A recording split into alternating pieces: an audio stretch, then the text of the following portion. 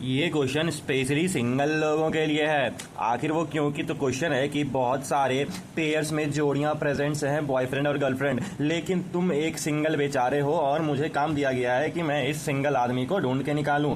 अब तुम अगर ब्रूट फोर्स अप्रोच लगाते हो लीनियर सर्च का, तो उसमें क्या दिक्कत आएगा कि तुम्हारा बिग ओ ऑफ एन तुम्हारा टाइम कॉम्प्लेक्सिटी हो जाएगा, लेकिन इससे तुम एक तो सिंगल रह गए और जॉब भी क्रैक नहीं कर पाए। तो चलो मैं तुम्हारा परेशानी दूर करता हूं और हम लोग यूज करते हैं अपने बाइनरी सर्च को। चलो उससे पहले हम लोग इस क्वेश्चन को समझने के लिए कुछ ऑब्जर्वेशन करते हैं।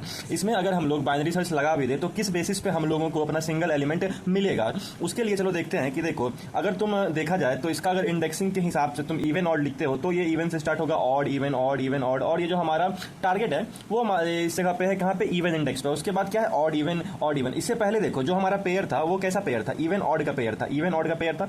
अब लेकिन जो एलिमेंट है इसके बाद कैसा पेयर हो गया है, ऑड इवन का पेयर हो गया है। तो ये एक ब्रेकिंग पॉइंट है। इसका क्या मतलब हुआ कि अगर इवन ऑड मान लो तुम्हारा कोई सा भी मिड इस इवन पोजीशन पे है, अब तुमको पता करना है कि तुम किस तरफ हो। मतलब कि देखो अगर तुम्हारा मिड इवन पोजीशन पे है तो इसका क्या मतलब हुआ कि element is on right half. अगर इवन ऑड वाला पार्ट हो रहा है तो एलिमेंट हमारा राइट हाफ में लाई करेगा, और अगर ऑड इवन वाला पार्ट होगा तो हमारा एलिमेंट लेफ्ट हाफ में लाई करेगा। तो हम उस केस में इसको एलिमिनेट करेंगे, और राइट हाफ में जब लाई करेगा तो हम लोग अपने लेफ्ट हाफ को एलिमिनेट कर देंगे। और एलिमिनेट आखिर हम लोग कैसे करेंगे कि देखो जैसे ये हमारा एरे दिया हुआ है यहाँ पर, और ये मेरा लो है और ये मेरा हाई है। अब देखो अगर मैं इस लो और हाई से स्टार्ट करता हूं तो मुझे इसके लिए और इसके लिए एक सेपरेट से अपना कंडीशन लिखना होगा कि कब ये फॉलो नहीं करेगा कि कब हमारा ये सिंगल एलिमेंट हो सकते हैं। तो इसीलिए इससे बचने के लिए मैं यहां से लो स्टार्ट करूंगा और हाई को भी यहां से ही स्टार्ट करते हैं। तो हमारा मिड कुछ यहां पे आ जाएगा। अब देखते हैं कि जो हमारा मिड वाला पोजीशन है वो क्या है, वो हमारे पास ऑड है। वो क्या है, हमारे पास ऑड आया।